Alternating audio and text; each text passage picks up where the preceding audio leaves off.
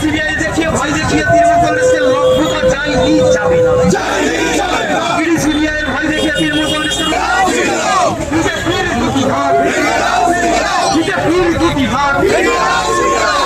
আজ আমরা আপনাদের নিয়ে চলেছি মালদা জেলার মোথাবাড়িতে, যেখানে বিজেপি ও কেন্দ্রীয় সংস্থার বিরুদ্ধে পথে নামল তৃণমূল কংগ্রেস।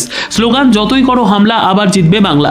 অভিযোগ, উদ্দেশ্য প্রণোদিতভাবে তৃণমূল কংগ্রেসকে কালিমালিপ্ত করা হচ্ছে এবং আসন্ন নির্বাচনকে সামনে রেখে আইপ্যাক অফিসে ইডি পাঠিয়ে অশান্তি সৃষ্টির চেষ্টা চলছে।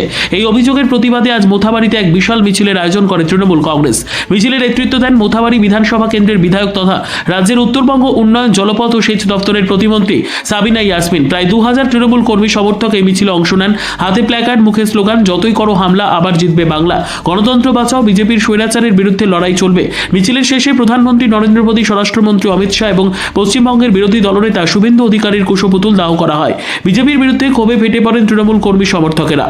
মালদা থেকে হরেন চৌধুরীর রিপোর্ট, বাংলার কথা।